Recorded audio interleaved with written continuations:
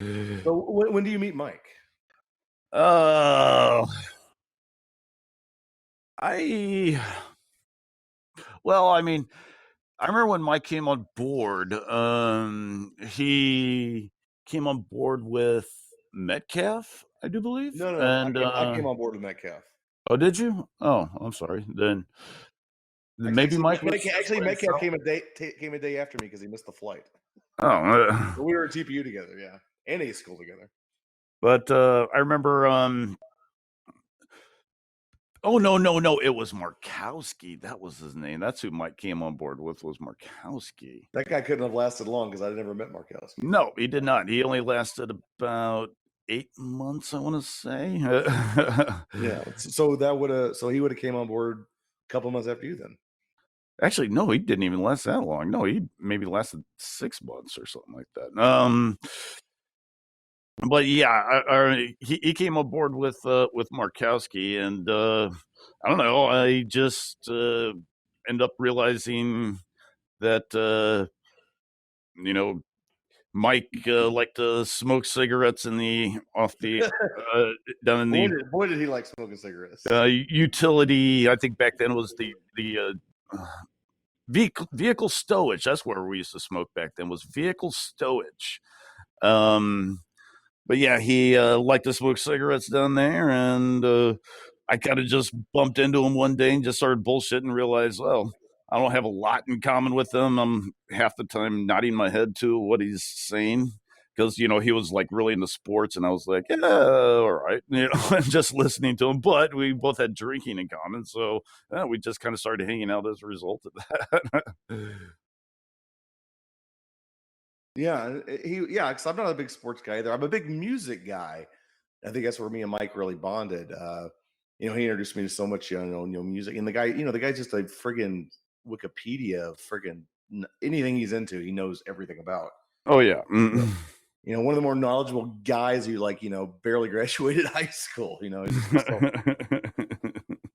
to this day. I mean, Mike gets stoned and starts sending everyone links to his favorite songs on Facebook. I'm sure you've got a few of those. Oh yeah, of course. They're all great songs. I'm not gonna complain. I'm like, that's a badass song, dude. I love that song. Thanks. I hear it on the radio all the time, but but yeah, he was just such a an interesting character in our little collective. Oh yeah, definitely an interesting character. And man. when you meet Jackie. Jackie, I didn't really hang out with Jackie as much as you did, dude. Yeah. I did. I mean, Jackie came on board, I think, 3 months after me, something like that. And I remember whenever he first came on board, I kind of felt like he was kind of stuck up a little bit. So it can be hard to read sometimes if he's not comfortable with you. Yeah, I guess so. But yeah, I remember I was kind of jealous because also I think he actually scored a higher score in his ASVAB than I did. So I was like, well, smart ass or something type of feeling about him. So yeah, I didn't really start getting along with Jackie until actually he got into trouble or something. Yeah, we won't get into his business either. But he was a wild child, and he definitely, he's definitely calmed down as an adult. But yeah, he was maybe smart dude, and if left to not get himself in trouble, that dude could have made chief in probably 10 years. Probably, yeah. Smart as a whip. He knew that anything they ever gave him, the dude did a great job at it. Sometimes too good of a job. Now, I hung out with Jackie a few times. Do not get me wrong, and especially I remember Freeland. One of the reasons I also got along well with Freeland was he was into role playing games, and Freeland would often run the game Call of Cthulhu, and Right. Jackie would play with that. And Jackie and Freeland were actually pretty good friends. So through association with Freeland, I did hang out with Jackie a few times. But Jackie absolutely loved Freeland. He always talked. Oh yeah, he did, which maybe also made me a little jealous too. But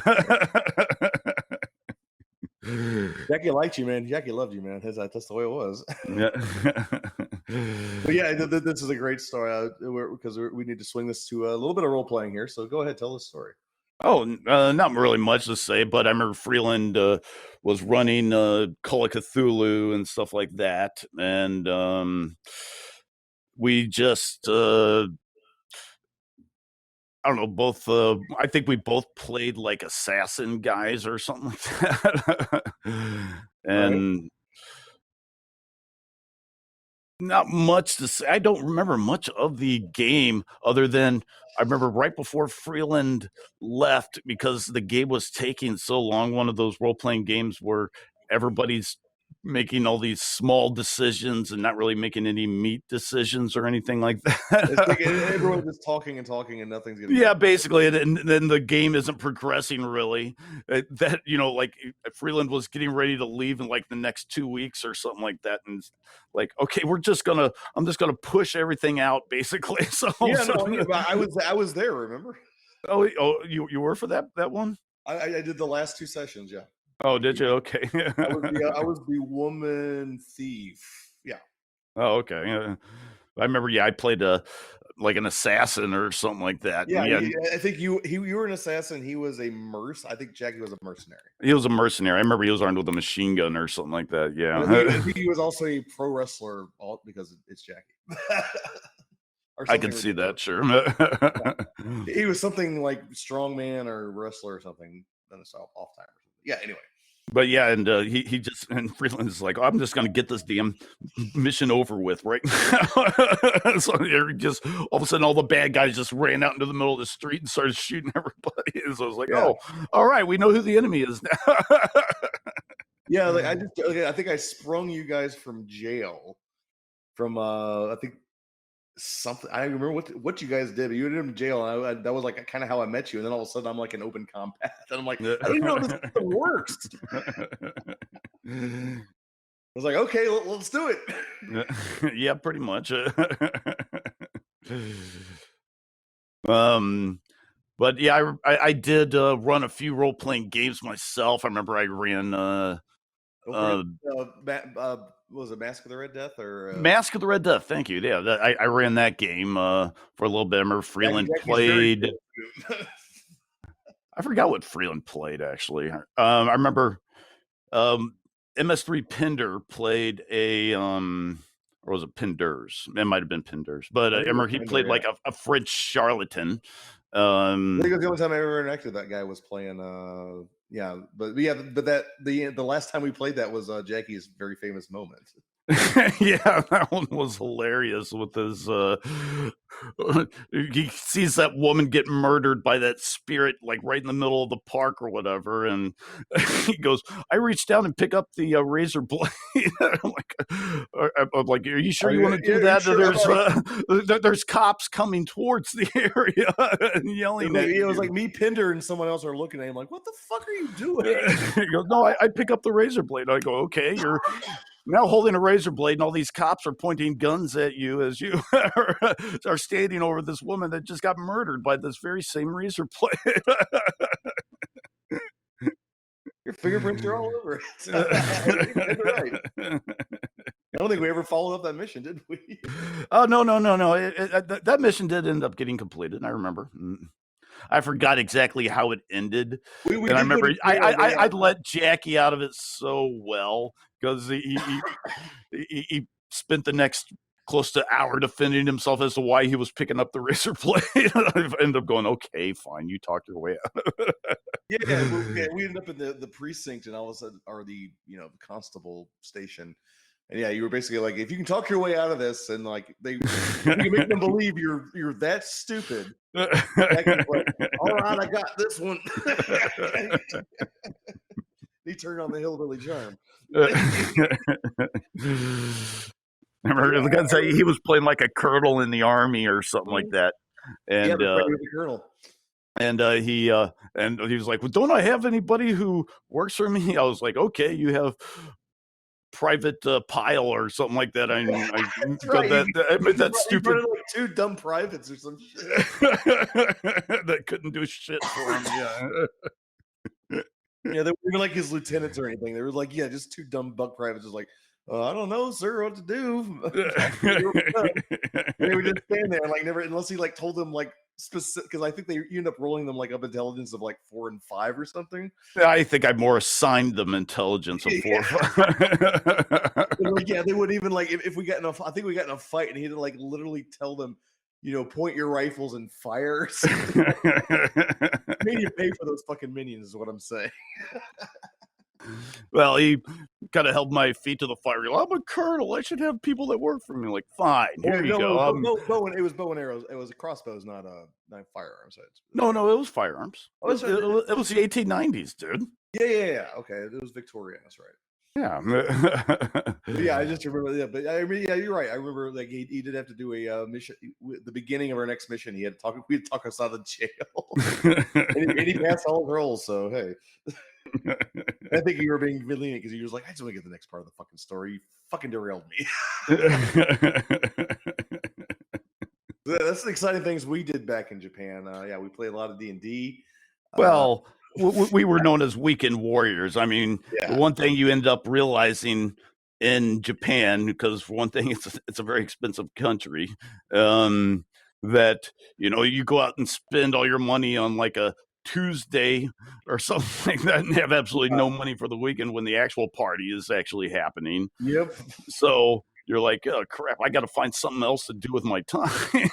So yeah, we end up just going to the Fleet Lounge on our off-duty times and just playing Dungeons and Dragons and stuff like that, and end up partying on the weekends because we actually had money for the weekends by doing it this way. Right. I mean, there was definitely a divide. There was like Friday night payday, you go into the Fleet Lounge and like, people are heading out. They're heading to the Yellow Submarine in Yokohama to buy modules. And we were heading to Yokohama to go to the Hurricane Lounge to get drunk and pick up chicks. Sometimes we'd buy modules and we buy the then go modules get and keep them in our drunk and pick up backpacks while we're out. chicks. I definitely remember me, you, and probably Tony. Yeah, I think we just picked up a bunch of modules for Werewolf. But yeah, we were on the Hurricane deck, cruising for chicks with our backpacks. Yep. Girls don't have to know we have a bunch of nerd shit in our backpacks. Actually, half the time I would read them while we were just sitting there. I said, like, and I think I told the story on one of my old tales. Is like, yeah, like the nerdiest way I ever got laid was Brisbane. First time I was there in '97. I just went to like I was like, oh my god, a comic book shop. Obviously they have them in Japan, but they're all Japanese. Yeah. So you could occasionally find some of the more popular American stuff, but no, 99% of the time it was Japanese stuff. Yeah. I was a big comic guy, and I'd been in like basically an American style comic, a Western style comic shop in like nearly 2 years at this point. I was like, so I just bought like $200 worth of comic books. And I went to the park in Brisbane and just sat there, and I was just reading, and I just had them like stack of comics next to me, and I'm reading them. I don't give a shit, right? Uh-huh. I think I was drinking some Aussie VB, beer, right? Probably a V. I can't one of those big cans of VB. Uh-huh. And this lady just comes up next to me and just sits next to me and just looking around. I'm like looking over as I'm reading the new Deadpool. Like, oh, it's a really nice day today, mate. And I'm like, yeah, really nice day. I'm enjoying myself. Like, oh, you're American, aren't you, mate? Just kind of give me a sly smile. I'm like, yes, man. Yes, I am. I had midnight liberty, but it did not matter that night. Anyways, that's my nerd story for the day. I can't say that I had a nerd moment completely like that. I mean, I had moments where I would go to like the Yellow Submarine and I'd be in Yokohama or whatever, and I the Hurricane deck, I don't remember hanging out there alone. I used to go there a lot whenever I was with all you guys. Oh, no, yeah. If I was alone, I would go to. I remember this one underground Irish bar that I used to go to a lot. Right. We got on the Hurricane deck because I think the X2 guys really liked it. Yeah, and there were some hot chicks there. So especially for Yokohama, because I mean. Yeah. usually you had to go all the way to Roppongi, but if you just want to hang out in Yokohama, yeah, that was probably one of the better places to In the maybe Irish meet bar, well, yeah, somebody. anywhere where Japanese girls wants to talk to American or gaijins, Yes. it's a better place to go. So yeah, like Hurricane Deck, any kind of Irish bar or whatever. Of course, the girls there they're there for a reason. But yeah, so I think I was just drinking in the Irish pub or whatever, and I end up meeting somebody because I guess they were as bored as I was, and I was just sitting there reading. I don't know, probably the Get a Fenris tribe book or something like that. Right. And that might have but been the day you got the Noisha book. You're like, oh man, I've got the whole thing of coyotes. I remember that day. but yeah, so basically that is the only time I could really think of it. Any time like that ever really happened to me. Other than that, no, I was never able to pick up anybody in the nerd way. Yeah, But I wasn't trying, dude. No, I got picked up. I was not picking up. That was, but yeah, it was just I'm my cute little self, and she wanted a little American action, I guess. Sometimes things fall in your lap, and you can definitely attest to that. Oh yeah, sometimes I do. She's like, I don't give a shit. He's reading comic books. I like him, and I was like, Rebecca. I still remember her name. Redhead. But oh my god, she's like, it was like the most Aussie accent I can remember. I remember I going back a little bit to role playing games. And speaking of Tony Wild, he kind of got me into like he actually more played Vampire the Masquerade from White Wolf. And I remember I was flipping through his book trying to figure out what vampire clan I wanted to be. And then I looked in the very back and saw all these things on werewolves. I was like, wow, can I be a werewolf instead here? Yeah, and I got it through you. You're like, hey man, I've been you like I already read the source book like back and forth 3 times. You're like, you gave it to me to like borrow, and I'm like, same thing. Like I ended up reading it cover to cover in like a week, and you were like, hey man, I need a book back. And I had to go to Lake Yellow Submarine and get my own book. But yeah, I didn't even know until you told me a couple days ago. Like Tony's the one that got you into White Wolf. Yeah, he got me into the whole White Wolf system. Didn't really introduce me to werewolf per se, although I did play a Get a Fenris for one of his games very briefly. I remember though it didn't really. I think it only had one session, and then it never really reconvened again or anything. Were you with Connolly and Heisentrite or some of the other IS nerds? Well, eventually for it, yeah. I met Heisentrite through you. Yeah, Heisentrite was my boy.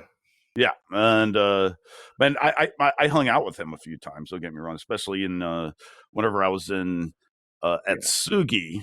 Right.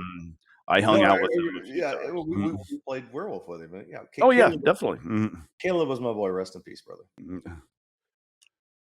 But I remember he kind of spoiled one of my nights out because I met this Japanese girl online that spoke perfect English, and really early days of online, by the way. We had played Werewolf the Apocalypse I think it was earlier that day, but later on that night I was supposed to meet this girl. This is after I left, right? I want to say yes.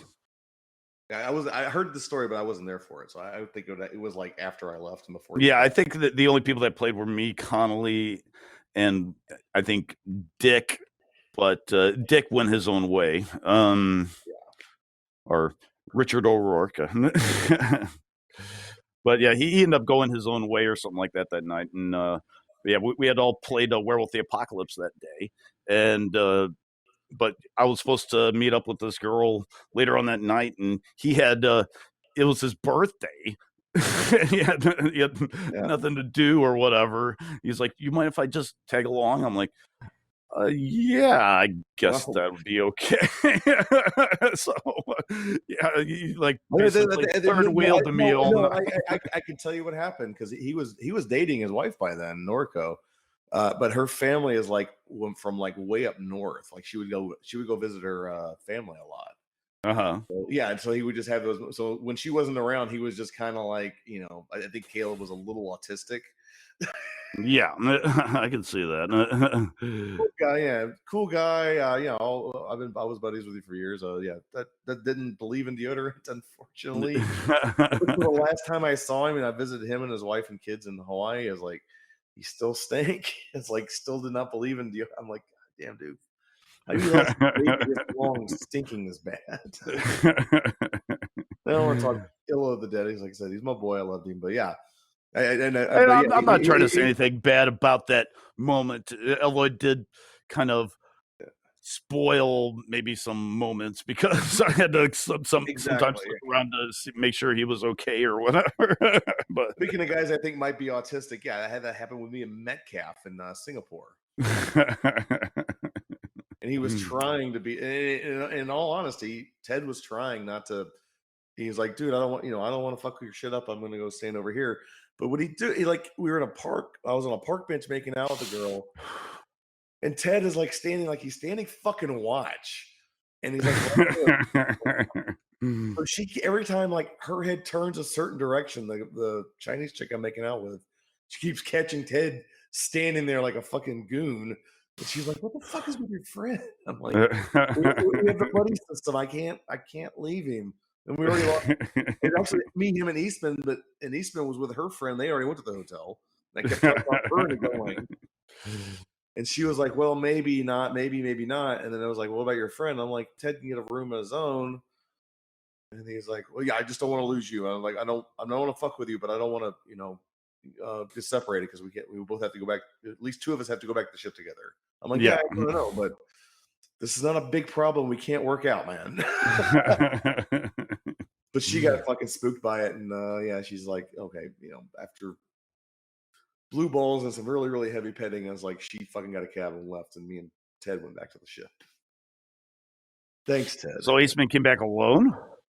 We had to go meet him the next. No, me and Roth actually went and grabbed him the next day at the Keys. Oh, okay. So. I remember the very first time they made us have to go out in groups, and that was in Russia. For it was groups of 4, Midnight Liberty in whites every day. Yep. Yeah, and so our night out, our day out, I guess you could say, was me, Hanrahan, Mike, and I want to say Circarillo and Chief Gilchrist. I remember running into you guys. Yes, man, that was a fun time. I'd never gotten so drunk so quickly as I did that day.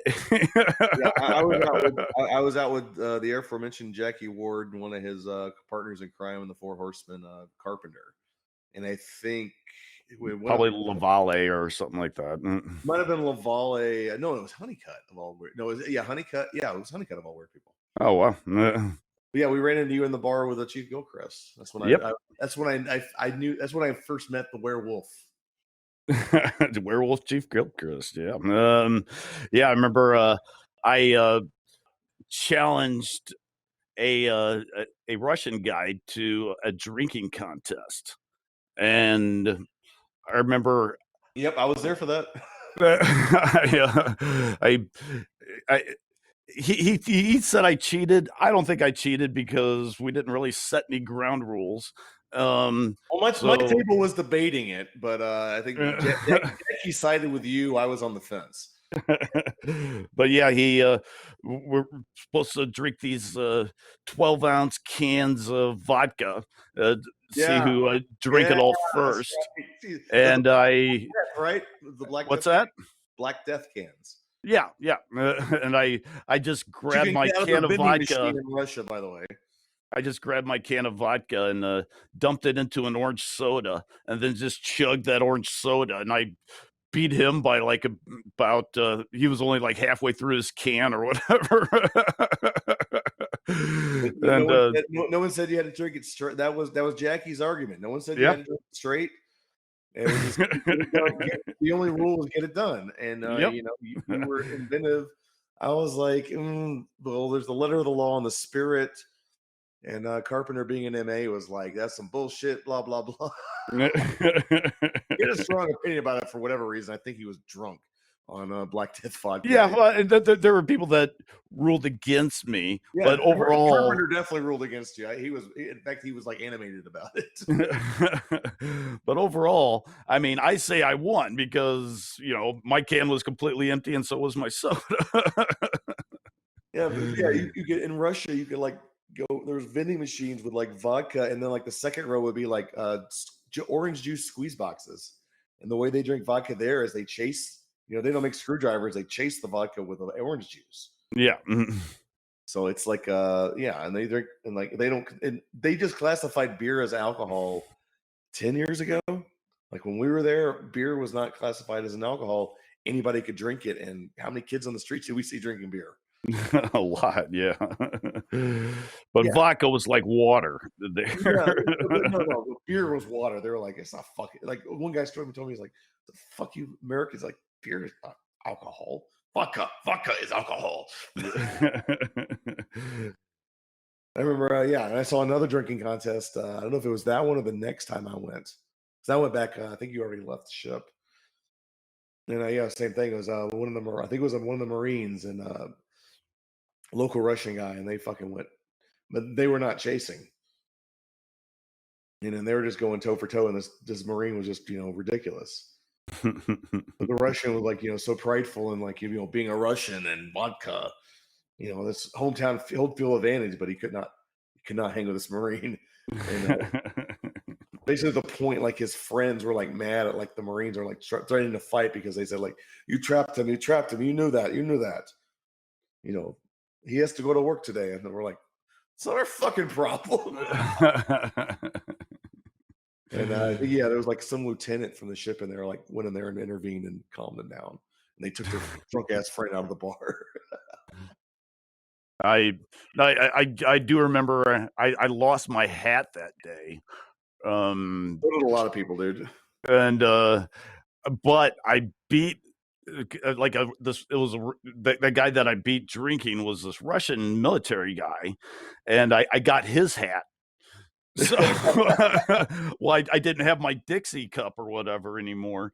I came back to the ship still covered, but wearing this Russian, I don't know, enlisted person's hat or whatever. No, that was like I remember by like the end of the second day, they just stopped saying anything. Like if you managed to get back on time, they literally stopped caring. People were coming back covered in mud. No covers is like that long gone. No one gives a shit. It's like you're here 11:58. Cool, go. Well, I remember that I just got really hammered that first day. That second day, I was so hungover. I didn't do anything. I mean, I just took pictures and stuff like that. I knew my limitations. Yeah. Tell that story. We're talking about Vladimir Shock. Oh, nothing really to say there, but yeah, after I just drank that 12 ounces of vodka in probably less than 3 minutes, Yeah. I ended up. I remember I was sitting outside. We were sitting like at a park bench or whatever, and I remember Chief Gilchrist had two girls on his arm at this point. I should. Yeah, something like that. And he looks over at me, and I'm like passing out or whatever, like sitting on this park bench. And then Chief goes, maybe we should walk you back to the ship or something like that. Black Horse, you're not looking very good. And he goes, and I go, no, I'm not done yet. I've still got to take some pictures of Russia. Oh, Jackie, me and Jackie fucking held our sides laughing so goddamn hard. I think that's where we left you. I think we were walking out of the bar, but I just remember Chief Gilchrist fucking pimping with the two girls on both arms. Like he just, my that dude, my fucking hero, man, the werewolf. Oh Fuck, yeah. fuck Commander Jackson. Chief Gilchrist is the real werewolf, yo. Okay, I shouldn't disrespect the commander, but No, he should. He was an all right guy. he wasn't filling up Vincent Heine on the fucking quarterdeck. I think I heard a story to that, but That was from there were so many rumors going around the ship. It's hard to. I know that was directly from Mike. He was the messenger of the watch. Oh. The same night he had the fucking can of Foster's in his jean pocket. Or whatever. It was some Aussie beer, and it was like coming back on board. No, it wasn't Australia. It was Bali, or one of those places. And it was like, and like she's like, "Oh, sir," and he's like, "Oh yeah, I forgot I had this on me." In no way was I going to go back to my room and drink this before I went to bed. Like the Mountain Dew in the back pocket. Yeah, it was like, yeah, he had no backpack on him, so he's just like, yeah, I'll put it in my front pocket. No one will notice. This giant, it wasn't even like a small can for what Mike said. It was like a bulging big can. I'm like just so gifted. Then, like he kind of stumbled Vincent Heine, and I guess he kind of goosed her giant boobs, and there was some brouhaha about that. But, yeah, that was Commander Jackson, but Chief Gilchrist in Russia, man, dude, what a pimp! Oh yeah. Drink- What a fun dapper, though. What a fun dapper. Drug and alcohol program manager. Man, that motherfucker could drink too. Oh yeah. Yeah. No, he, like I say, it was the best dapper. I mean, Senior Chief Lamphere, I think, was the dapper whenever I first came on board. But but then it became Chief Gilchrist, and it was like, and Senior Chief Lamphere was pretty cool. Do not get me wrong, he was a pretty cool dapper. It was better than that GMC Butler. What a fucking cocksucker he was. Oh yeah. Well, remember that he put fucking Mike on Alpha Liberty because he basically like went into rehab treatment just so he could get off the ship. Yeah, and so he put in for overnight Liberty, and I think we were in Guam or Saipan, something like that. And but he had recommended at Liberty Risk Review Board to put him on Alpha Liberty without consulting the parent division. And before even Chief Medley at the time could fucking reverse it, like he ended up on Alpha the whole fucking deployment. That whole fucking court visit. That was almost a joke anyway with Mike going to that, because he just wanted to get the barracks room, which he didn't get because they made him they changed the rules. As like I mean, he wasn't going to the personnel office every day, but but he had to go to those meetings every day, and he couldn't drink. Yeah, so I mean, because Mike never really stopped drinking as a result of that class. Well, he couldn't get drunk. Like he would like have like 2 beers or 3 beers or whatever. Yeah, he got breathalyzed every morning. So, but I mean, I'm talking about after it was all done. There we were hanging out with Mike again at the bar. I remember that PH2 that got busted down to Airman, Chili Willie. Remember him? Yeah. Yeah, and he went through the whole drug and alcohol treatment. He was like talking up like all his fucking, all his chips and everything. He's got so many days sober, and they gave the captain right before Lebrecq left. He gave him back not only his third class but his second class. And about a month after that, I walked by. I think it was in Singapore, and he's like sitting at probably the Soap and Suds with a giant pitcher of beer, drinking a beer. And I asked him, I was like, "So what happened to the chips?" He's like, "Mind your own fucking business, Owens." Right back. I just kept fucking walking. Well played, my friend. Well played.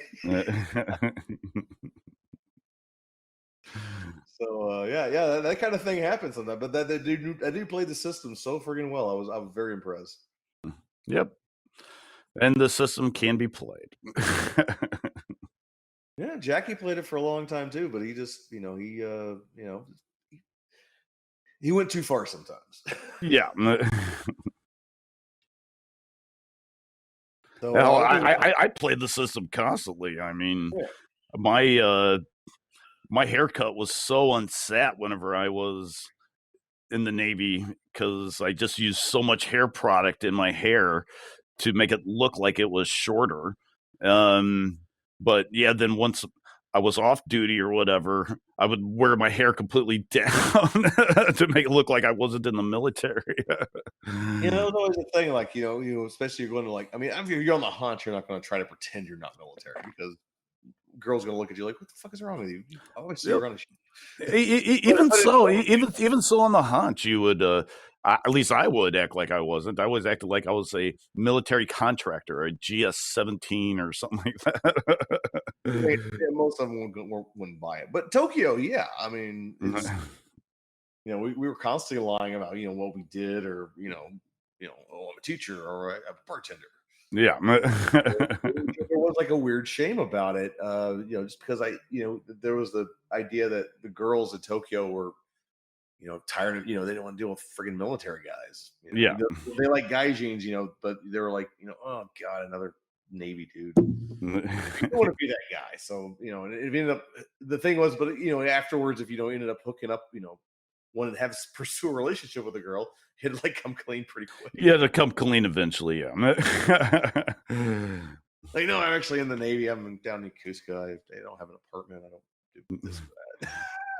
but I really like you.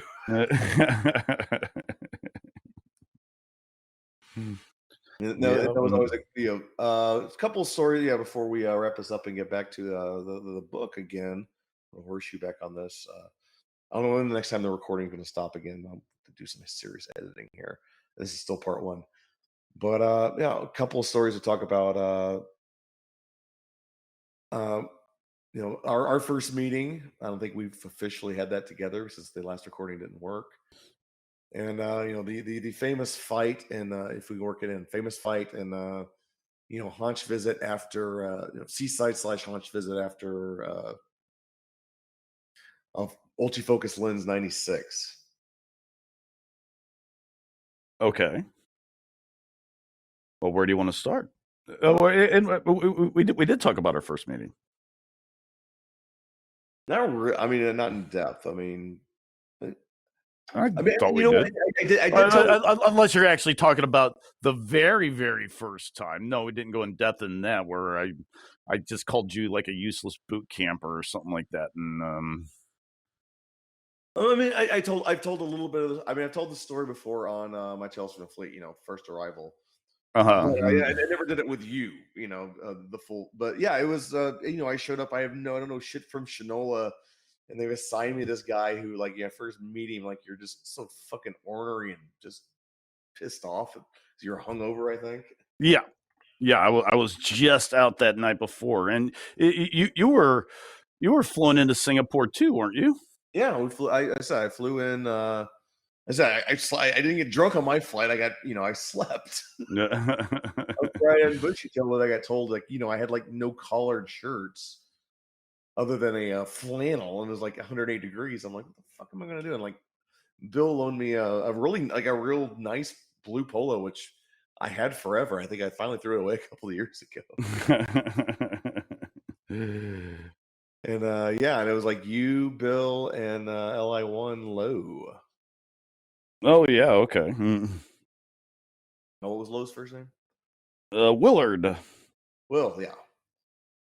Yeah, and I get there and like, yeah, it's just like, it's fucking, here's the new boot camp. It's like, hey, I think it was like, where are you from? And I think I said Arkansas because the time I hadn't like completely divorced myself from that place and started saying Georgia or Atlanta. Like, all right, fucking Arkansas, motherfucker. You drink? I was like, your next question. That was, and I said, I wasn't a big drinker back then. I was like, yeah, sure, I'll fucking drink. Whatever. Yeah, you guys took me on. I was like, yeah, but I'm also broke because I was broke. Which is something that also has happened several times. You being broke. My not, till not too long ago has been kind of a staple of my life. Yeah, Lo gave me $100 or 100 Singapore equivalent. Yeah, we went out and I think we went shopping somewhere and we're just like walking around. It's so fucking hot. think I was wearing like jeans and the polo, and we're just all sweating, and everyone's like, hungover and thirsty. Let's go get a beer. We were sitting in like some bar, and yeah, we had pitchers of beer just kept coming, and I was like, Yeah, I think wasn't it at the raffles? sounds right, yeah. And yeah, they had the yard beers. I remember that. Oh man, those things went down so smooth. But then you'd end up with like a close to $200 bar bill. You're like, holy crap! How Yeah, much were it's one of these those things? it was one of those drinking moments where, like, I got, pretty fucking drunk, but I held, I was a guy because I drink so rarely. If I really got fucking drunk, I would throw up. That was one of those nights where I didn't feel, maybe it was just all the adrenaline from everything going on. But yeah, I wasn't feeling nauseous at all. But I was pretty fucking in the bag. Yeah. But I was maintaining, which was like unusual for me. So I was like, hey man, this is cool. I'm a real sailor now. I'm a real adult. 19 years old, all 19 years old of me. And I'm a yeah, sailor. yeah. And then it was like, we were bullshitting at the table forever, and we ordered food, and then eventually wandered off, and like, Lo was like dying to go to a friggin' massage parlor. Yeah. Oh no! I can't picture that. Unless it was a legitimate massage parlor. No, Lo, no, Lo. What are the happy? What are you talking about? No, this. Willard? No. Yeah, oh, absolutely. He's the one who took me there. I ended up not getting one because I kind of freaked out the last minute and like ran out without showering, and it smelled like fucking oils and assortments and shit. The last time I saw you, you were wandering off on the dance floor of TGI Fridays. That was Off your that was quite possible. Yeah, I used to actually. You were talking about Singapore. I remember we're I used to dance a lot back then. You were Because quite the dancing queen. I thought, yeah, well, I thought I actually had rhythm back then, but most of the time it was just drunken maneuvers or You were better. whatever. You were a better dancer than me for sure. I was a better dancer than you, and anytime they played disco, oh man, I was all over that floor. No, you understood disco like it. You could find that rhythm. Other stuff, yeah, you were bad, but you were on beat better than I was. It took me a while to figure out the beat.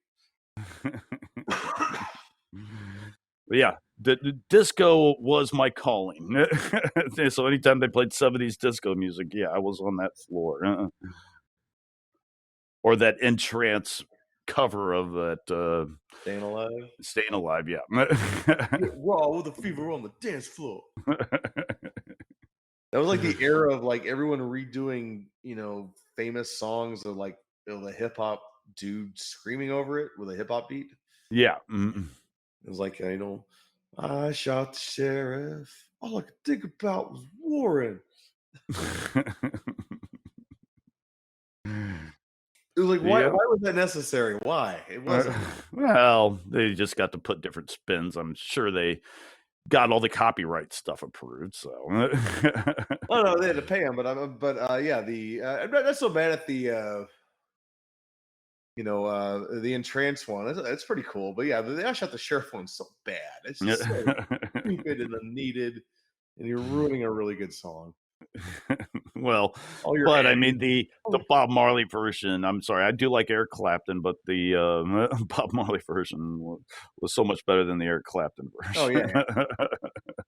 And I'm fine with the Eric Clapton version, whatever. But that was definitely better than whoever was it Warren G and somebody. I think so. Yeah. Yeah, fucking terrible. Just. But no, in trance is like, yeah, we even like parodied it. Speaking of D&D, get raw with the Bruder on the dance floor. Yep, yeah, because we're both in the Icewind Dale trilogy and stuff like that by Robert Salvatore. Yeah, And you turned me on to that. Yeah, like, yep, I think when we first really started becoming friends, that summer of '96, you were like, you need to read this, and you gave me Exile. Was it? I thought I gave you Streams of Silver. Nope, you started me with the Dritz to Warden origin story. That is probably the best way to start it anyway, because then it could just lead into Streams of Silver and stuff like that. Yeah. Yeah, you didn't have right after Sojourn. You didn't have the last book of the Icewind Dale. Like I remember, like I actually skipped that for a couple of years And I finally picked it up in an Australian bookstore, I think in like '99. Oh yeah, the Halfling's Gym or whatever. Halfling's Gym, yep. That was one I ended up skipping. But other than that, yeah, you loaned me up till that, and then I started buying them on my own, like the follow on books. But that was probably the first real series that I got into was that all that Salvatore works, and that was kind of my first influence into writing itself, I guess you could say. Yeah, I'd read the Dragonland. I read tons of them. Just I somehow missed the Icewind Dale Salvatore stuff until you introduced me, because I was a big Dragonlance guy, and I read Ravenloft and Forgotten Realms. I was a big Harper's guy. I love the Harper series, Yeah, me too. but I just never got into somehow missed Salvatore, however you say it. And yeah, you introduced me to that. I remember getting in trouble reading it on like a GQ one day. We're doing one of those like import GQ. I think it was like a no. I think we were at sea. It was like a sea trials, and they did GQ, and we remember we had to like go to Repair 5 if DC Central is considered compromised. Yeah, I think so.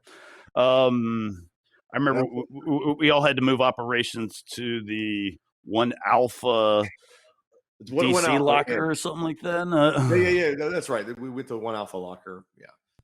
Yeah. I was sitting there. Was like, I'm not like their. I think I was their repair. I think I was their phone talker to like repair 1 Alpha or something. I was plotter. Yeah. But yeah, I'm sitting there. I was like, there's like nothing going on, and like you're sitting there in our flash gear, and like I had fucking Sojourn or something in my back pocket, and I pulled out and started reading it. Tate looks over, is like, "What the fuck are you doing?" I'm like, "Reading." If someone calls on my headphones, I can stop reading and take a message. He was like, "No, you can't read a fucking book or GQ." I'm like, oh, okay. Speaking of Tate, I remember one of my first DC drills with him, and he gave me like one of those clamps, whatever that they use to secure like smoke areas. When they would hang up the sheet or those. What's that? Yeah, the smoke curtains. And he gave me one of those. He goes, "Hey, Bockhorse, put this on your nose," or whatever. I was like, yeah, sure. What the hell? So I put it on my nose. Oh my god, that fucking hurt. You dummy.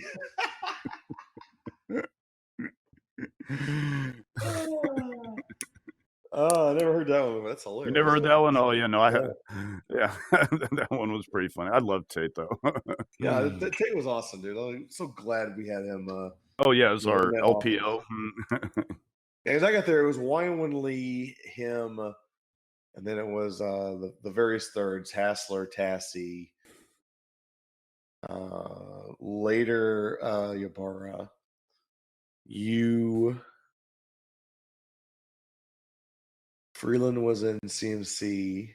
I think Ybarra was actually in engineering at the time. Major came along eventually. She came a year later, but no, like Tate, like Krantz and Hall came before that. Oh, definitely, yeah. And then you were deck yeoman at the time, yeah, when I came on board. Yeah. I was deck yeoman at that time. Yeah, that was a skate duty. It was so good. That was my last duty in the Blue Ridge. I fucking loved it. I did it the last 6 months. The first lieutenant fucking loved me. I got away with murder.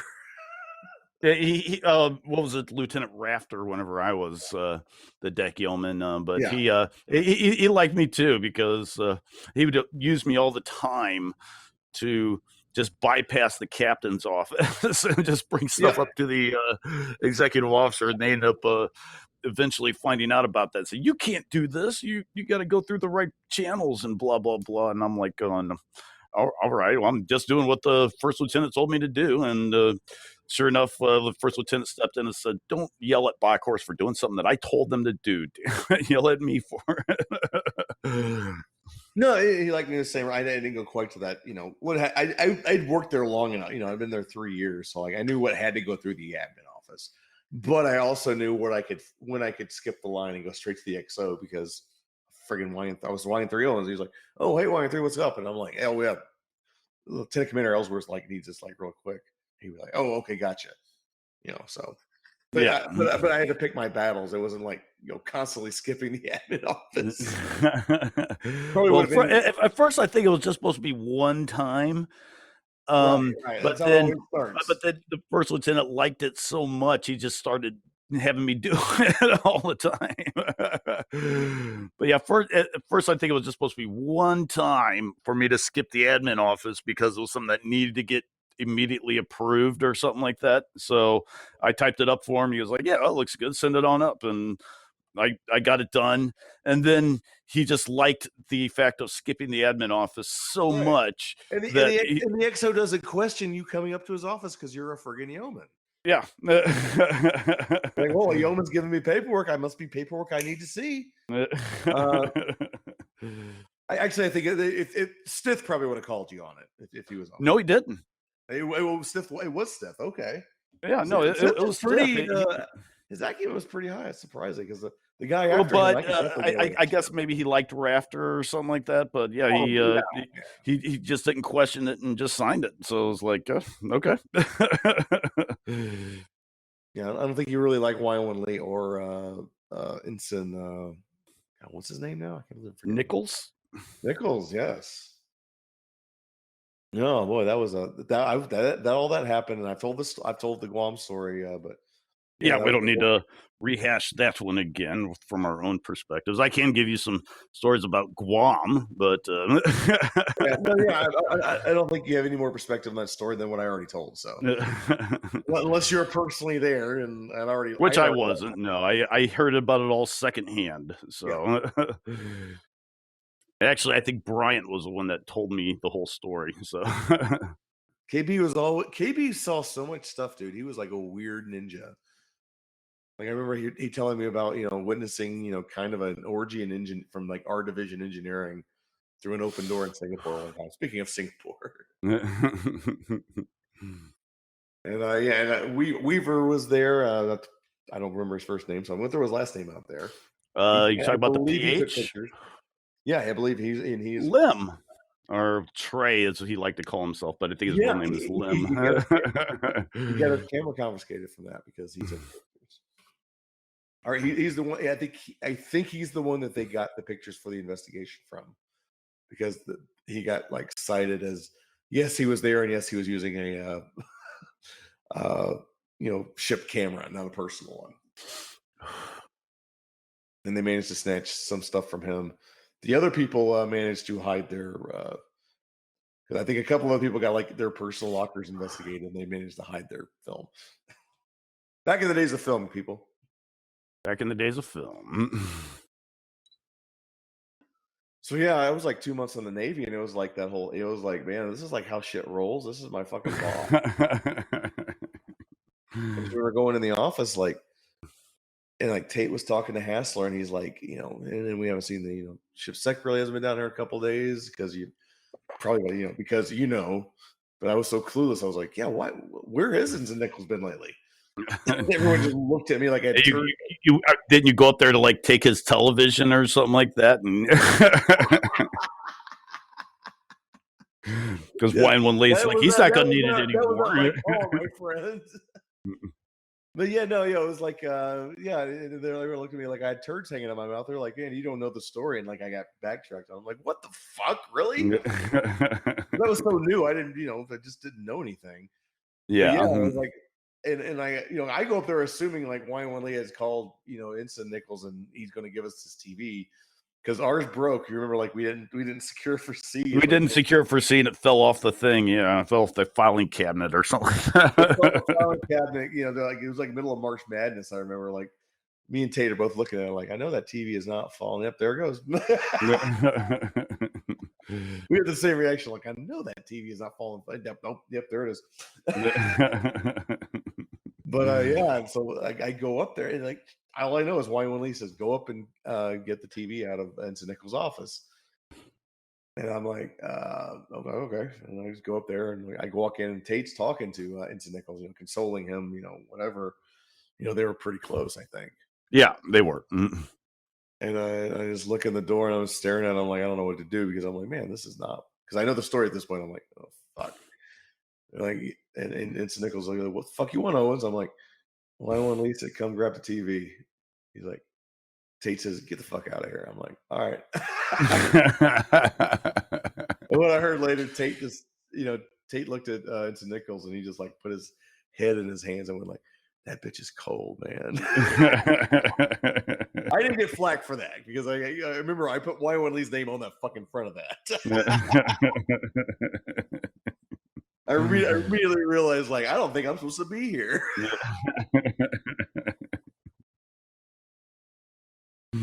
My God, she could be a bitch. She was what she was. We definitely got worse after her. Yes, I yes. think that'll be our last story. I guess we won't talk about her, but we'll talk about Ultrafocus Lens 96. That's after we first became really friends and tight. Me, you, and Mike. And it was like first time with Midnight Liberty, other than Russia. Yeah, it was Chinhae, Busan, places we've been several times, and we couldn't believe that they were giving us overnight liberty or whatever. Right, it was like Sapporo. We went to Sapporo. You just posted those pictures on Facebook not too long ago. Yeah. We did Sapporo. We did Hakodate. Yeah, where the beer that tasted like a penny. Yeah, I had the super copper beer. I was like, copper. With copper residue on the bottom of the glass when you're touching. I've had good copper beer since then. I can verify that like if it's done right, it's a good tasty beer. But no, if it tastes like a friggin' penny, it's awful. It was so coppery. I was like, I'm gonna be peeing fucking pennies for a week. that was bad. Because I'm all about trying new types of beer and stuff like that too. And I remember drinking that, going, oh god, I think I only got like halfway through it or whatever. Isn't that where you and Eastman were hooking up with two chicks, and you had your fifth wheel? Mike was hanging out and got mad about it. That was actually in Sapporo, not Hakodate. That was at the beer festival. I remember the Sapporo beer festival. I was with Quinlan and Leah. Like we hung out for like a little bit, but yeah, I was with a different group that night. But I remember watching that. They had like a beer drinking contest or something like that, and I remember the Japanese people always won. But the Japanese people, as what I would put it, cheated because they let the beer spill all over the front of their shirts, basically. Yeah, there should be like a limit of allowance of spills. Yes, definitely. Yeah, and but it's like just so the Japanese people would win and beat out the Americans. They kind of turn a blind eye or whatever to it. Yeah, no, there should be a judge sitting there looking at us like, oh, you're spilling too much beer. That doesn't count. You got to start again. That's how it's supposed to friggin' work. Like the hot dog eating guy. He can only eat half his hot dog and spit the rest out, and it's like, okay, right? Yeah, exactly, man. But I remember. They and so. I didn't participate in the contest, but I remember all the Americans that were participating were, in my opinion, should have been the winners because they didn't spill a drop of beer and just drink the whole thing. But they were sailors; they knew better. Yeah. Yeah, no, I agree. And then we, but the whole we were so fucking mad. I remember we had no drinking in Busan and Midnight Liberty for the first time. It was like miserable. Yeah. Mm-hmm. It's like, sober banging hookers is just not as fun. How much, dog? But yeah, then what we and we were out to sea more than we normally were. Yeah, a little bit. Yeah. So we were kind of stressed out from that, even though actually if you look in comparison to other ships, we weren't out to sea that long.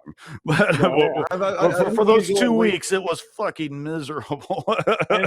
You try to complain your woe and misery stories for the Blue Ridge to any other ship ever, and everyone's like, what the fuck is wrong with you? I'm sure you can attest to that from going to other ships. Yeah. My only experience was on the Blue Ridge. So. And we're young, and it's like, you're just gonna bitch. Yeah, But no, but it exactly. really was a miserable time, I think, because your rights are these privileges you had are just getting taken away. And the biggest scandal you can look at involves two officers in an E5, and the E3s are getting punished. That's how it looked I mean, perspective wise, that's how it looked to us. When you look at it today, it's like E5 and below can't has no it's midnight liberty. It's like it's Yeah. got no work. And Mm. there's midnight liberty in their friggin' home port, E5 and below. Wow. Nothing like we went through, yeah. Yeah, it wasn't anything like that when we were in. Yeah, it was like, and I remember even It was just starting to whenever I left, pretty much, to really restrict but like post 9/11, E4 and below or something like that. yeah, 9/11. After 9/11, everything shut down, man. It was like, remember the Blue Ridge had the same schedule every year. It was like, if you wanted to plan a terrorist bombing, I mean, our schedule was like no secret. I mean, how many people were like, we get it so far ahead of time, and we'll be giving it to our girlfriends and whatnot, and Yeah. it's like, yeah, it's technically not allowed, but yeah, who gives a shit? It's the Blue Ridge. We'd show up and that's always a stereotype of ships. They show up and like all the locals already knew you were showing up, even though supposedly it's a secret. But all the hookers are on the pier and whatnot. Yeah. But yeah, anyway, the that ultrafocus lens was. I remember we came back off of it.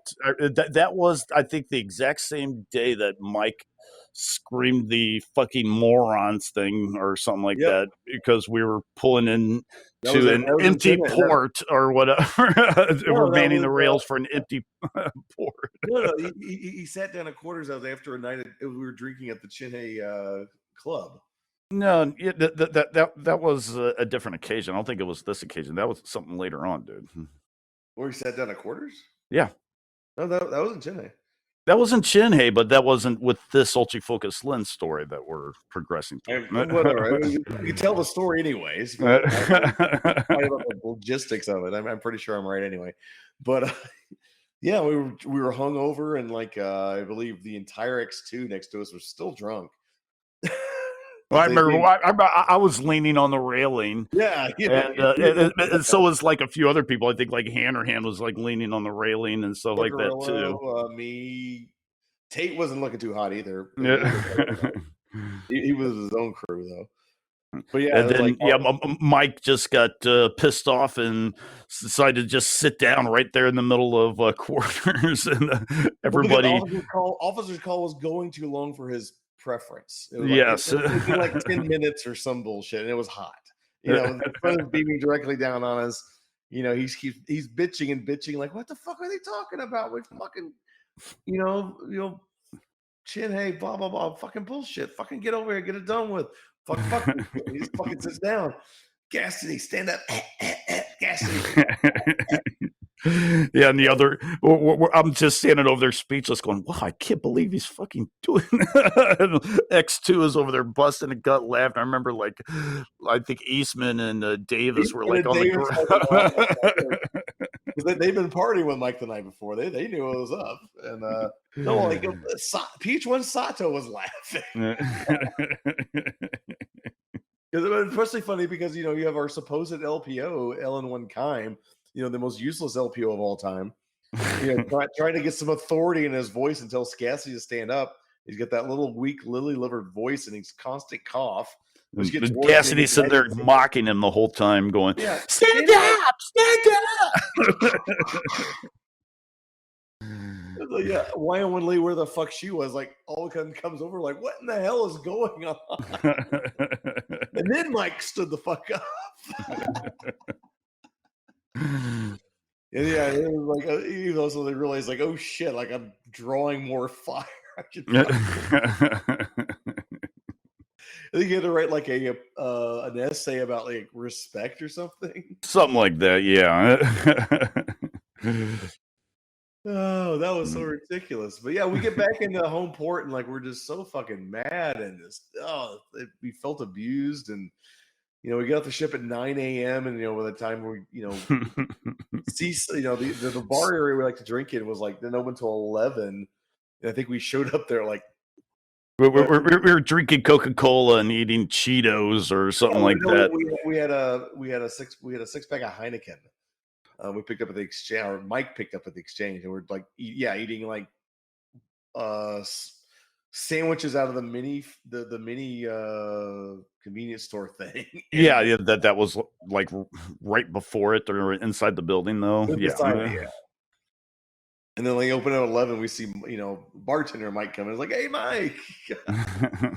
Like, okay, guys, I'm coming. I'm going. I'm going. We're like right behind him, like a couple of puppy dogs, like as he's unlocking the bar. Still carrying our Heinekens and half-eaten sandwiches, if I recall. And then like the rest of the sane people showed up and joined us like an hour later. Like Bush and Davis and all those guys are like, yeah, like no, we went out in town and got a corn dog and some beers at whatever.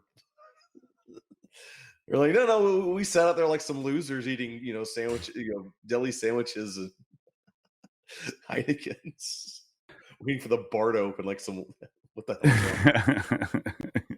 But yeah, and then I don't know, I remember just we drank so much in such a short period of time. Oh God! Especially, like I said, I was still kind of a lightweight. Like I think over that summer I'd gotten pretty good, but yeah, that was a challenge. And I don't remember exactly how it started. I just remember you kept kind of jabbing me in the side or something like that. Yeah. I was getting. I don't remember what we were talking about, but I was just feeling fucking froggy, and I was just like trying to annoy you. Yeah, and you were annoying the piss out of me. Oh, I knew I was. And so I finally turned to you and I say, "God damn it, you want to fucking step outside or something?" You go, "Yeah." I'm like, "Oh, okay." I wasn't going to back down at that point. Like, yeah, fuck, let's do it. So yeah, we walked out. We both walked outside. I threw a punch at you. No. You started like trying to yell at me, and I just like. No. Well, maybe I yelled at you a little bit or something like that, but I threw a sucker punch on you, dude. Or yeah, maybe you threw a sucker punch on me, but I remember I threw a punch at you. Then we both. No, it was Rock'em Sock'em Robots. That was the thing. And then we stopped. And we both looked, and we looked at the bar. The whole bar is staring. You're skipping the wrestling. What's that? You're skipping the wrestling. No, we did that afterwards. Remember, we went around the side of after we realized that the whole bar was staring at us. Yeah, that's what I'm trying to say. Like we walked outside. The first thing you were trying to yell at me, and I just fucking sucker punched you with a left. And you're just like, you held your arm like, what the fuck, dude? And like you threw a right, and we're Rock'em Sock'em Robots. And then like we looked in the window, we're like, oh shit, people are watching us. And then we started a wrestling match. You got on top, and I'm like yanking on your Spinal Tap shirt. Yeah, which I'm wearing right now, by the way. So it's a shame that this couldn't be. Yeah, that is a classic, bro. It's probably still stretched out to the neck for me. Yeah. I remember I was on top of you, and I was like punching you. I had this ring with this B insignia on it, and I was like punching you in the forehead or something like that.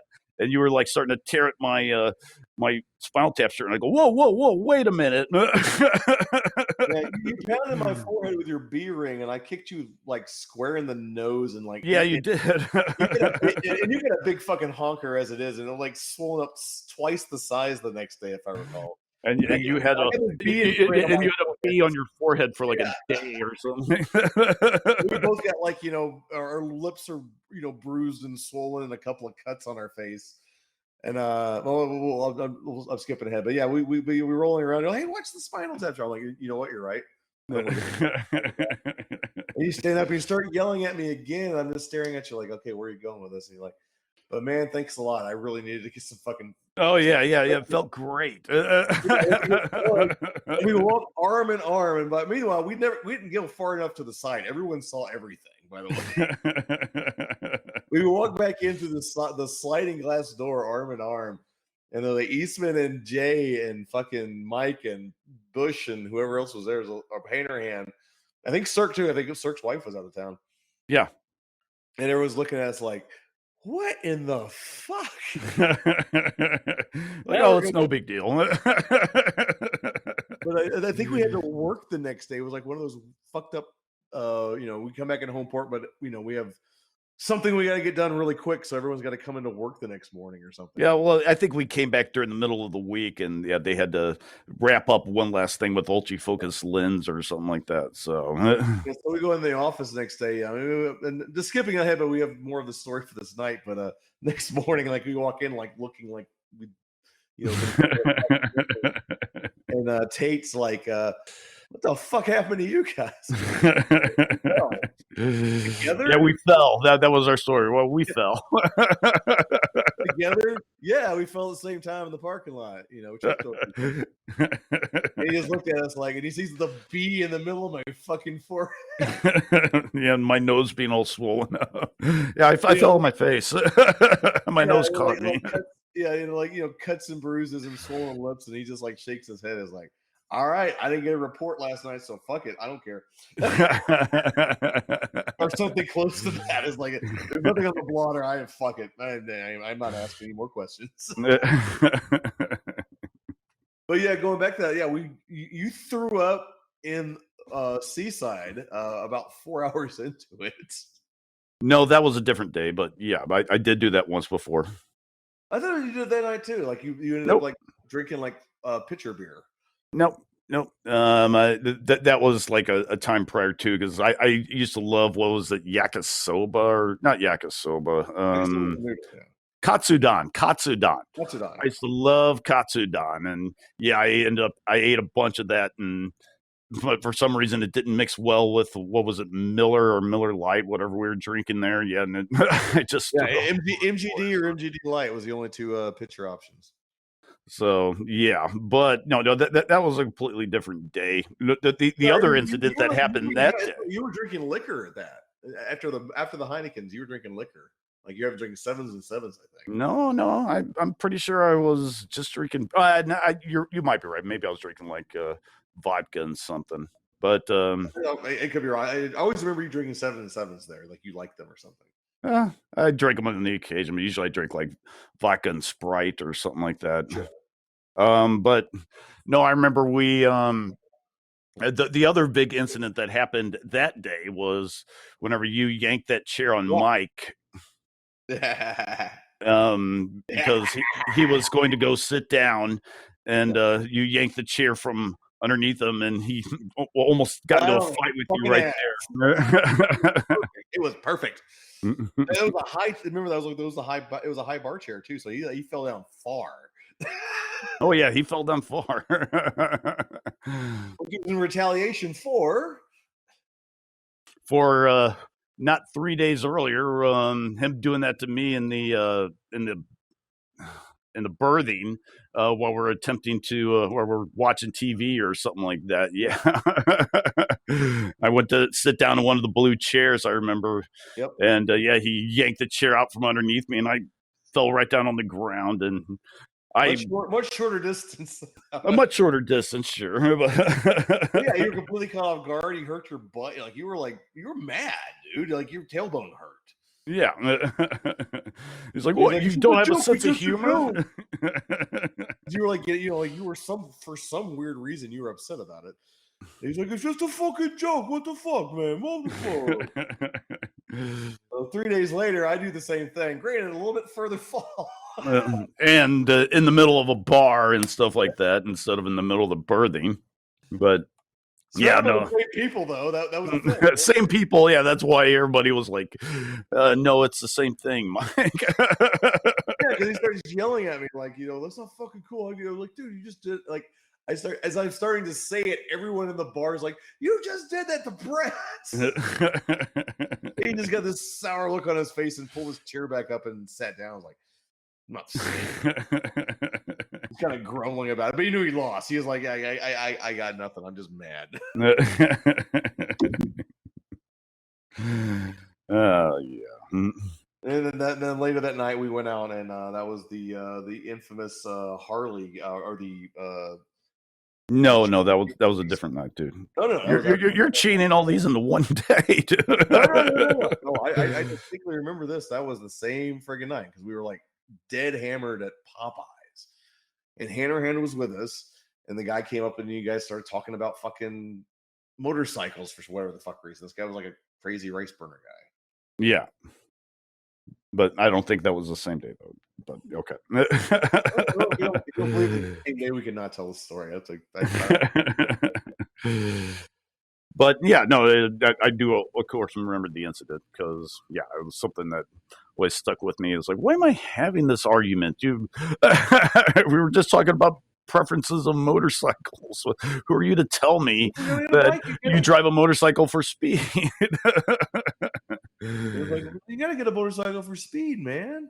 I'd rather have it for style. No, you don't. No, really. No, you don't. Why am I having this argument? You just walk away from the middle of it being stupid. Like I remember Hannerhan just fucking busted up. That's the BOCK course right there. But yeah, but at the end of that night, I remember it was like it wasn't even like a midnight. It was like 11:30. We're sitting at Popeyes, just like looking at each other, completely hammered, like, and just tired. Like, oh yeah. I remember that was a night that we kind of just. It was like 10 o'clock, maybe 11 o'clock, and we were like, we could probably go out and party, but we do have to work tomorrow, and might as well just go back and go to sleep. Yeah, we were done. Then the next morning, show up with the bruises and the bees and the big noses and stuff. Yeah. All right, we'll wrap up. We'll do a part 2 on this. We have a lot more stories to tell, but we'll wrap this up and go back to the subject of the book, Brett. Yeah. Well, as mentioned, I started playing War of the Apocalypse whenever I was in Japan, more or less just a thing to keep my mind busy during the weeknights. I played it for probably good on 10 years off and on, and then eventually created a storyline that was based in Boston, Massachusetts during the Prohibition era, and I basically created this whole big cast of characters and everything like that, and played it out as an Irish themed Boston game that eventually I had put in so much work on it that a friend of mine saw how much work I put into this and was like, why don't you try to turn that into a book? And first I kind of just, laughed him off or whatever. Like, yeah, right. But then, yeah, he was serious about it at first. My friend Matt Murray, and he was like, yeah, no, I'll completely edit it for you and everything like that. Just start putting it into words and everything like that. And I'm like, yeah, okay, I guess I could give it a shot. And yeah, I worked on it for 8 years prior to for trying to put. I read that prelude like a long time ago. The first time. I mean, I worked on it pretty vigorously in the beginning, but then Matt ended up having to. Well, and I don't fault him entirely, but yeah, he basically wanted to continue on with his life or whatever, and kind of stopped giving me reading and input into it. And I kind of backed off from it and let it die down for a little bit. Would maybe once a month, maybe a few times a month, come back to it and start writing it again and stuff like that. That's why it had to be kind of heavily edited, because I would write continuously for a few months and then just stop for a while, and then come back and not remember everything that I wrote up prior to this point, but have a vague memory of it, and just continue it again until basically the last year and a half. Then I had like a change of jobs. My job that I was working with at a warehouse in Union, Missouri, closed. I don't want to get into why I think it closed, because I think it was something on a political level. But anyway, let's just say we did a lot of trading with China, and there was all of a sudden huge tariffs being put on all Chinese related things. So we were starting to lose money in that regard. um, so yeah, I ended up losing that job. And I had to kind of just find something to keep on bringing in money. So I got a more menial style of a job that I was never taking home with me. And so I find myself awake at, because my job would be often late at night. I'd be late at night alone, and I would just write. And I pretty much hammered out, like, I don't know, probably 130, 150 pages in like less than a year or something like that. So I was like, wow, if I really focus on this thing, I can get it done. But yeah, the name of the book is called Alabama Jack.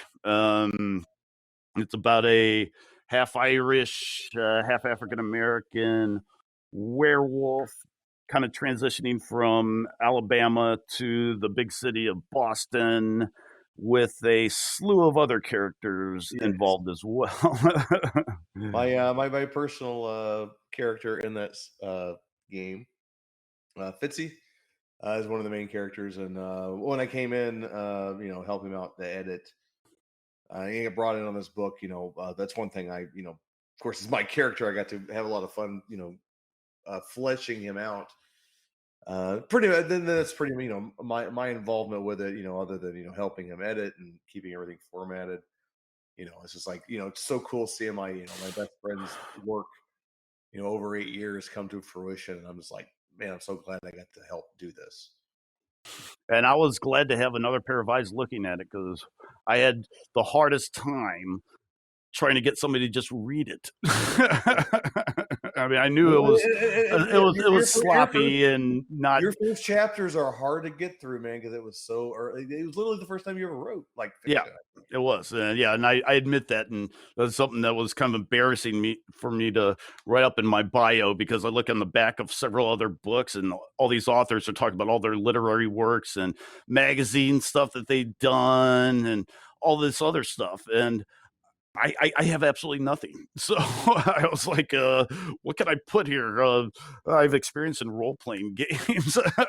So But it's like, but it is creation. It is, you create all these stories and these interwoven things, and like, not like you're the first person to ever take their tabletop and make a novel out of it. yeah, Yeah. but the difference was, I mean, a lot of those times when people do that, they remain loyal to the actual game itself. And I didn't know If they have the luxury of if they have the remaining, luxury. Yes. because otherwise it's like, yeah, because I think 50 Shades of Grey is technically Twilight fanfic. She just had to change everything. But it was originally like, the vampire guy is like, bondage sexing uh the chick from I don't know Twilight that well, sorry. Neither do I. But I've yeah, never got. yeah, it was like really steamy, and they're saying like, hey, can you take all the references out to this other franchise and make it something else? And she's like, yeah, sure. And we got 50 Shades of Grey. So yeah, no problem. I mean, this is obviously inspired by White Wolf Storyteller. We wear it on our sleeve, but we created it forced us to create our own mythos, and I'm really happy with we cut out so much of the fat of having the RPG stats, and just focus on I feel more of that pulp feeling, which is this is gangster, this is 1920s. I think the writing should reflect kind of that gritty pulpy feel, and I really feel we capture that in the book, especially once Brett got into his groove about halfway through. A lot more noir Yeah, than very gothic. noir. Uh, and yeah, I'm actually kind of proud of that, because I mean, I got nothing against all the vampire tales and all that stuff, but I've always been more into werewolves, and how could I maybe find more of a niche for werewolves to be in it? And for me, it just matched up well with a kind of a noir theme to it versus gothic and or anything like that. Right, and I think there's something to be said for but werewolf is so much more adaptable to like anything you want to do. With vampire, you have so much. other, political. There's also so much shit going on with vampire. It's harder to plug and play without coming up with like these crazy backstories. Yeah. And like you got to adjust your character. It's like, yeah, no, the theme is they're bikers in 1980s, but they're werewolves. Create your character, and like that fucking works, and it's worked great for us. Well, in this case, Well, in this case, gangsters, gangsters. but we're talking about something different there. Oh, spoiler alert! There might be another one about bikers in the 80s. Maybe. We'll see how if this one can Yes, make any ground or not. But yes, the giant, interwoven universe, much like Marvel Cinematic Universe. Empire. Yeah, the werewolf, it's just more adaptable for whatever situation you want to do, and just say, but yes, but let's add werewolves to the situation. Yes. So like this is gangster pulp from the 20s. This is noir. This is something me and Brett both love. That kind of stuff. Just old school gangster stuff. Prohibition era. We both love werewolves. Blood splatter. Creating a lore, which we've I think has been a lot of fun, and we're still expanding upon, because obviously then that takes us further and further from our source material. Which we had to leave a lot of that out, which leaves kind of a hole for, well, how does all this work? Yeah, it left a hole, but I mean, at the same time, I felt like you could work around that hole, or I think we're doing, and I'm enjoying doing that too. And you've got so many great ideas for, like, you've got the archives going, and and we have chances to even explain stuff, or change rules that you never really thought of, playing it as a tabletop. Like, we kind of came up with, like, I think a pretty fun way of, like, where the clothes go. Yeah. Just don't think about it too hard. That's all. just don't make it, look at it like an MST3K thing. You're wondering how he eats and breathes. Just read the story. Yeah. It's a thing. We're not looking for it, but basically, if we think of anything, it'll be trying to explain like how all this works. We'll put it in the story and just call everybody a nerd. Well, no, we don't want to offend anybody. It's okay. We'll offend our fellow nerds. It's okay. But yeah, no. To me, it can work out on so many levels, and on top of it, I just love writing up like action scenes. I do need help, and you've added a lot more help, like when it comes to just standard dialogue and everything like that. But I love writing out combat scenes or coming up with lore, just based upon the world itself, to kind of add elements of legend within the story. Kind of like how werewolves affected different things throughout history and stuff like that, And that is a fun thing with historical fiction. Yes. And you got the background, and you really love, if that's your thing, you like. It's like, well, what if history, but werewolves? Yeah, well, I try to remain as loyal to history as I possibly can, and that with, of course, the twist that werewolves were here the whole time. Yeah, and that's a lot of fun, because I'm more on character development. He's definitely a stickler for this got to be historically accurate. And I think we end up creating some cool scenes, and we're already working on book 2, which is going to be more of a 50-50 split. So the first book is definitely pretty much all Brett's, me helping out a little bit, and we hope you guys read it and tell us what you think, man. I mean, that's all we're asking. He's like, give the book a shot. Don't like it, you don't like it, but I hope you do. I think at this point we got to wrap up volume 1 of my chat with Brett. So far we've broken into maybe 2 or 3 episodes, but it's only part 1 overall. We'll get into more stories in a part 2. Also coming along with a part 2 with Roth. Maybe all 3 of us can get together one time. Who knows? Well, maybe. Although Roth and I paths didn't cross. You guys were like the best of friends. You were like, you knew each other through me, basically. Basically, yes. But yeah, he still remembers you and thinks fondly of you. So he thought Oh, you. I always liked Roth too. I stopped following him on a lot of his Facebook Oh, posts and stuff like that. But he quit Facebook. So oh, did he? Okay, all that right, probably well, explains why I haven't seen him on there in a long time. yep. All right, well, that's going to do it for the Salty Seaman Tales from the Fleet with my buddy, best friend Brett Bockhorst. New book coming out, collab with me and him, mostly him. More to come, and man, we would hope you guys enjoyed these stories. And once more information about the books once it comes out, and once it does, hope you guys check it out, man. I appreciate that. The Alabama Jack. Yeah, The Wyros Chronicles. not try to overpimp this like hidden as a Tales from the Fleet, but it's kind of what it is. So, anyways, that's all I got for you, freaks. I love you. Peace.